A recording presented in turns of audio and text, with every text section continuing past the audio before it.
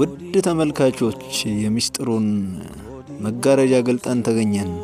እውነት እውቀትን፣ ተሰሚነትን፣ ገንዘብን፣ የስልጣን ማማን ይዛችሁ እውነት ዘውትር ሌሊት እንቅልፋችሁን የረፍት ጊዜያችሁን መስዋዕት አድርጋችሁ ትምህርትን እውቀትን ለማግኘት ትሄዱ ይሁን እኮ። ለምን እንደዚህ ታደርጋላችሁ? ምን ፈልጋችሁ ይሆን?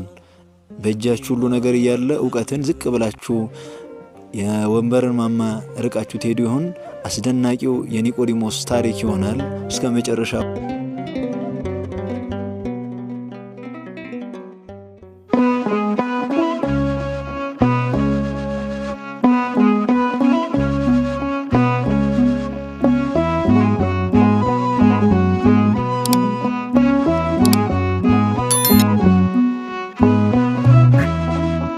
በስመ አብ ወወልድ ወመንፈስ ቅዱስ አሐዱ አምላክ አሜን። አምላካችን ቅዱስ እግዚአብሔር ካለመኖር ወደ መኖር ያመጣን በምስጢሩ በጥበቡ በቸርነቱ በምሕረቱ ጠብቆ ያቆየን የቅዱሳን አምላክ ቅዱስ እግዚአብሔር ክብር ምስጋና ይድረሰው።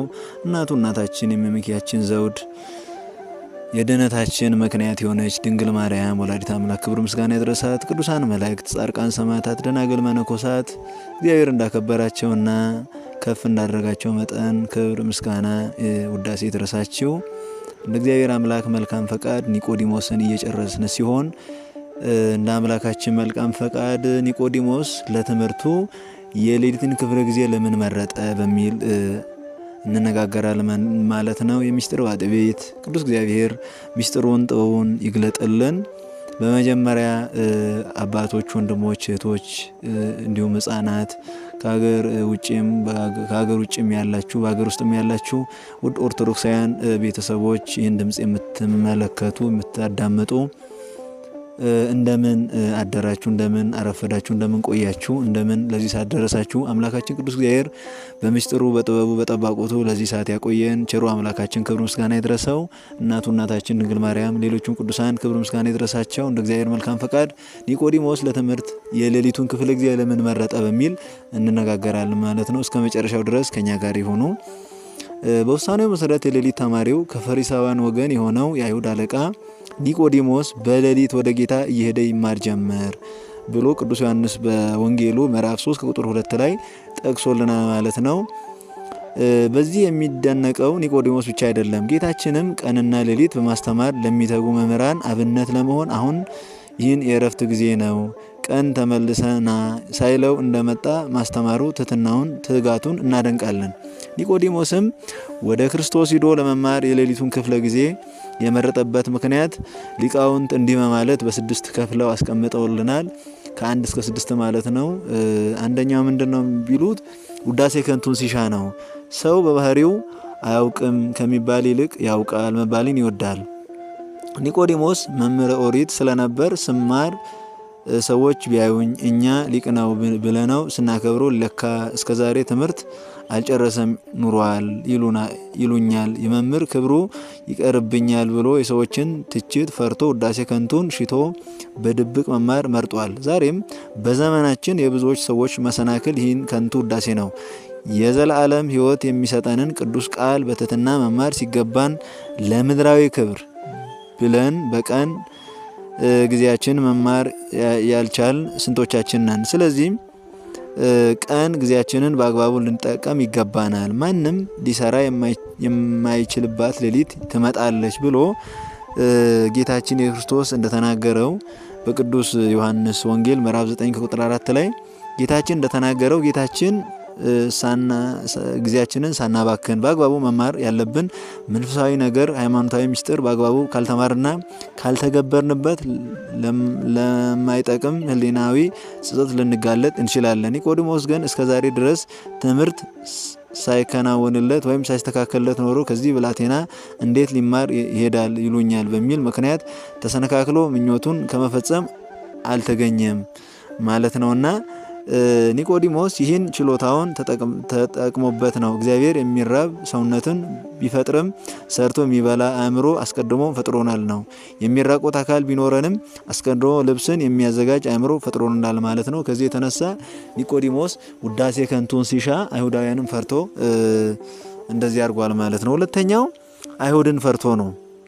የአይሁድ ባለስልጣናት ክርስቶስን የተቀበለ ክርስቶስን የተከተለ እሱን መሲህ ነው ብሎ የሚያምን ከምኩራባቸው ይሰደድ ከማህበረሰባችን ይወገድ ብለው የክርስቶስን ተከታይ ከአይሁድ ማህበር እንዲለይና እንዲወገዝ አዋጅ አውጀው ነበር። ኒቆዲሞስም ይህንን አዋጅ በመፍራት በተለይም እርሱ ራሱ ከባለስልጣኖች አንዱ ስለነበር በግላጭ ወደ ጌታ ለመሄድ አልፈለገም። የአይሁድ መምህር ስለነበር እንዳያዩት ፈርቶ ሌሊትን በስውር እየመጣ መማር መረጠ። ቀን ቀን ከአይሁድ ሸንጎ የሚሉትን ሲሰማ ይውላል። ሌሊት በጨለማ ወደ ደብረ ዘይት እየወጣ ከጌታ እግር ስር ቁጭ ብሎ ወንጌልን ሲማር ያድራል። ኒቆዲሞስ ከአይሁድ ማህበርም ባይተዋር ሳይሆን ከወንጌል ትምህርትም ሳይስተጓገል እነዚህን ሁለቱን በተጓዳኝ አከናወነ። እኛ ዛሬ ልባችን የተረዳውን እውነትና ሀቅ በግልጥ እንዳንፈጽም በፍራቻና በይሉኝታ የምንሰወር ስንቶቻችን ነን? ወንጌላዊ ቅዱስ ዮሐንስ እንዲህ ብሎናል። ፍጹም ፍቅር ፍርሃት የለውም ብሎ እንዳስተማረን አንደኛ ዮሐንስ ምዕራፍ 4 ቁጥር 18 ላይ ፍርሃትን አስወግደን ለእውነት ልንቆም ይገባናል። ኒቆዲሞስ የአይሁድ አለቃ ስለሆነ አይሁድ ከሚቃወሙት መሲህ ጋር ከታየ ፈሪሳውያን ሊቃውንቱም ስለሚተቹት ፈርቶ በሌሊት እንጂ በቀን ወደ መሲህ መሄድ አልቻለም ማለት ነው። ሶስተኛው ባልባከነ ሐሳብ በተረጋጋ ልብ ለመማር ፈልጎ ነው። ውድ አድማጭ ተመልካቾቻችን አስተውለን ማዳመጥ አለብን። ባልባከነ ሐሳብ በተረጋጋ ልብ ለመማር ፈልጎ ነው። ምክንያቱም በሌሊት አእምሮ ስለሚሰበሰብ ባልባከነ ሐሳብ በተረጋጋ ልብ ሆነው ቢማሩ ሐሳብ ይሰበሰባል፣ ትምህርቱም ይቀላል፣ ጊዜውም ይፋጠናል። እንደሚታወቀው በአብነት ትምህርት ቤቶች የሚገኙ የአብነት መምህራን ተማሪዎቹን የሚያስተምሩት ማታና ሌሊት ነው።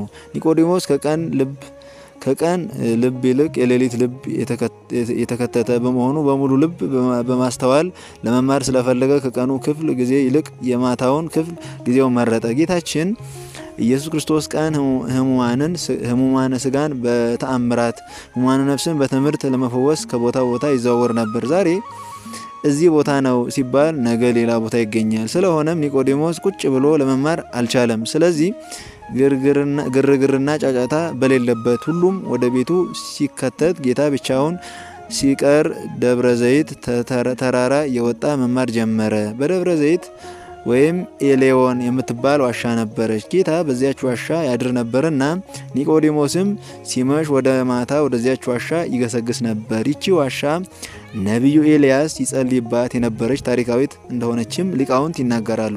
ሊቁ ቅዱስ ያሬድም እንዲህ ብሎናል። ወትቤ ኢየሩሳሌም እማይቴ ይመጽእ ንጉሥ አምላኬ እምደብረ ኤሌዮን እምኢየሩሳሌም ሀገር ቅድስት። ኢየሩሳሌም ንጉሥ ከየት ይመጣል አለች። አምላኬ ከቅድስት ሀገር ከኢየሩሳሌም ከኤሌዮን ተራራ ይመጣል በማለት ወንጌላዊ ቅዱስ ሉቃስ የተናገሩ እርሱም ግልጽ አድርጎ ተናግሮታል። የሐዋርያው ቅዱስ ሉቃስ ወንጌል ምዕራፍ 24 ከ21 ከቁጥር 37 ላይ እናገኛለን ማለት ነው። ሌላው ደግሞ ኒቆዲሞስ ሌሊትን የመረጠበት ምክንያት አራተኛው ሌሊት የኃጢአት ምሳሌ ነው። ኒቆዲሞስ በሌሊት መምጣቱ በኃጢአት ውስጥ መኖሩን ተገንዝቦ ንስሐ እንደሚፈልግ ያስረዳናል። ስለዚህ በሌሊት ወደ ብርሃን ወደ ክርስቶስ መጣ። በቅዱስ ወንጌልም ብርሃን ወደ ዓለም ስለመጣ ሰዎች ስራቸው ክፉ ነበርና ከብርሃን ይልቅ ጨለማን ስለወደዱ ፍርዱ ይህ ነው። ክፉ የሚያደርጉ ሁሉ ብርሃንን ይጠላሉ፣ ስራውም እንዳይገለጥ ወደ ብርሃን አይመጣም። እውነትን የሚያደርግ ግን በእግዚአብሔር ተደርጎ እንደሆነ ይገለጽ ዘንድ ወደ ብርሃን ይመጣል ሲል ጨለማ የኃጢአተኞች መሸሸጊያ ካባ እንደሆነች ነግሮናል። ኒቆዲሞስ ግን በግብዝነት ከጨቀየ ከፈሪሳውያን ማህበር ወጥቶ ለንስሐ ወደ እውነተኛው ብርሃን ሌሊት ይመጣ ነበር። ሐዋርያው ቅዱስ ዮሐንስ በወንጌል ምዕራፍ 10 ምዕራፍ 3 ከቁጥር 14 ላይ ገልጾልናል ማለት ነው። ዛሬ ስንቶቻችንን ቅዱስ ቃሉን ብንሰማ በተአምኖ ኃጣው ሆነን የምንሰማ ያለ ንስሐ የምንሰማው ቃል በህይወታችን ፍሬ የማፍራት እድሉ በጣም ጠባብ ነው። ምክንያቱም ከልባችን ውስጥ በንስሐ ያልጸዱ ክፉ ምኞቶች ካሉ ቃሉን እሾህ ሆነው ያንቁልናል። ሌላውን በእሾ መካከል ወደቀ፣ እሾህም መጣና አነቀው ተብሎ ቅዱስ ማቴዎስ በወንጌል ምዕራፍ 13 ቁጥር 8 ላይ አስቀምጦልናል ማለት ነው። ሌላው አምስተኛው ምክንያት ሌሊት የብሉይ ኪዳን ምሳሌ ነው። ኒቆዲሞስ እኔ ምሁረ ኦሪት እንጂ ምሁረ ወንጌል አይደለሁም፣ ወንጌልን ካንተ እማር ዘንድ ያስፈልገኛል ሲል በሌሊት ይመጣ ነበር። ብሉያት ከአዲሳት ጋር ተዋህደው ሲተረጎሙ ሰሙና ወርቁ ሲጣመሩ የሕይወት ትምህርት ያስገኛልና። አንዳንዶች ዛሬ ብሉያት ጭራሽ አያስፈልግም ሲሉ ይደመጣሉ። ነገር ግን እንደ ኒቆዲሞስ ሁለቱን ኪዳናት ብሉይ ኪዳንና አዲስ ኪዳንን አዋህዶ መጓዝ ትክክለኛው መንገድ እንደሆነ ከኒቆዲሞስ መማር ይገባናል። ጌታችን ሲያስተምር እውነት እውነት እላችኋለሁ ሰማይና ምድር እስኪያልፍ ድረስ ከሕግ አንዲት የወጣ ወይም አንዲት ነጥብ አታልፍም፣ እኔ ሕግንና ነቢያትን ልሽር የመጣው አይምሰላችሁ ልፈጽም እንጂ ብሎናል በማለት አበክሮ የተናገረውን ቃል መዘንጋት አይገባንም። ማቴዎስ ወንጌል ምዕራፍ 5 ከቁጥር 18 ላይ ኒቆዲሞስ ምንም እንኳን የቀኑ ክፍለ ጊዜ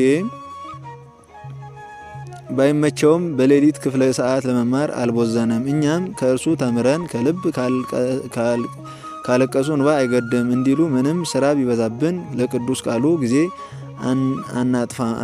አናጥፋም እና ለዘላለም ሕይወት ሊጎበኘን መንፈሳዊ ትምህርትን ጊዜ ልንሰጥ ይገባናል። ጌታችን በቤተ መቅደስ ባደረገው ታምራት ኒቆዲሞስ ተማረከ።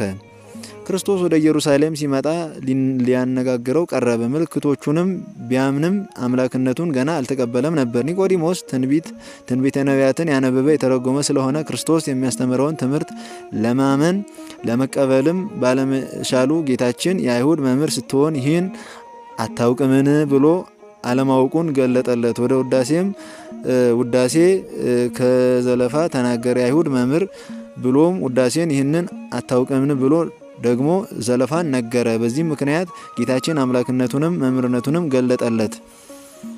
ስለዚህ ከዚህ የተነሳ ነው ኒቆዲሞስ ሌሊት መጥቶ ሲማር የነበረው ማለት ነው። ሌላውና የመጨረሻው ምክንያቱ ሌሊትን የመጠረጠበት ምክንያት በቀንም በሌሊትም ቢፈልጉ ትገኛለህ ሲል ነው። አምላካችን የብርሃንም የጨለማም የድንቁርናም የእውቀትም አምላክ ሲሆን እሱን ሊገልጥለት ሲፈልግ በቀንም በሌሊትም ቢፈልጉ ትገኛለህ ሲል ነውና ጌታችን የቀኑን የሌሊቱንም ፈጣሪ ስለሆነ በሁለቱም ክፍለ ጊዜ የሚመለክ አምላክ መሆኑን ለመግለጥ ዳዊት መዝሙሩ እንዲህ ብሎናል። ቀኑንም ያንተ ነው፣ ሌሊቱም ያንተ ነው፣ አንተ ፀሐይንና ጨረቃን አዘጋጀ ብሎ የተናገረው ኒቆዲሞስ በተግባር አይቶታል። እግዚአብሔርን በውዳሴና በቅዳሴ ለማመስገን ጊዜ አጣን ለምንል ወገኖች ኒቆዲሞስ ትልቅ አብነት ነው። የታደሉ ሰዎች ቀኑንም ሌሊቱንም ለእግዚአብሔር አምልኮት ያውሉታል። ከእርሱ ደግሞ መጠነኛ መንፈሳዊ ሕይወት ያላቸው ወይም ቀኑን ወይም ሌሊቱን በአንደኛው ክፍለ ጊዜ በቤተ ክርስቲያን ተገኝተው ያመሰግኑታል። ከዚህ በተቃራኒ ያሉ ዓለማውያን ደግሞ ቀኑንም ለኃጢአት ሌሊቱንም ለርኩሰት ያውሉታል ማለት ነውና ኢዮብ እንዲህ ብሎናል። አመንዝራ ትውልድ ድንግዝግዝታን ይጠብቃል ማንም አያየኝም ይላል ብሎናልና ኢዮብ ምዕራፍ 24 ቁጥር 15 ላይ ብሎ እንደተናገረው አንዳንድ ሰዎች የጠማ ዋሊያ ወደ ምንጭ ውሃ ለመሄድ እንደሚናፍቅ ኃጢአትን አጥብቀው የሚናፍቁ አሉ። እጅግ ከመናፈቃቸው የተነሳ የቀኑን ክፍለ ጊዜ አጥሮ የሌሊቱን ክፍለ ጊዜ ቢረዝምላቸው ይወዳሉ። ሌሊቱን ምን ነው ባልነጋ ይላሉ፣ ቀን ምን ነው ባልመሸ ብለው ይማረራሉ ማለት ነውና መዝሙረ ዳዊት ምዕራፍ 33 ከቁጥር 2 ላይ በሌሊት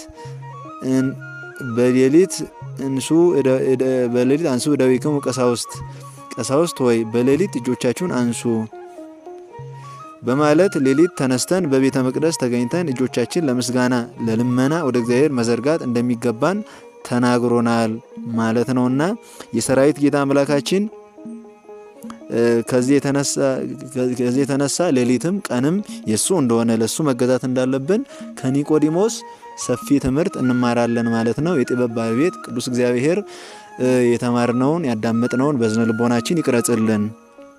ቅዱስ እግዚአብሔር አምላካችን ብርሃኑን ያብራልን። ዘውትር ለሱ እንድንተጋሱ እንድናስብ ያርገንና ከኒቆዲሞስ ይህን እንማራለን ማለት ነው። ስለነበረን ጊዜ አምላካችን ቅዱስ እግዚአብሔር ክብር ምስጋና ይድረሰው።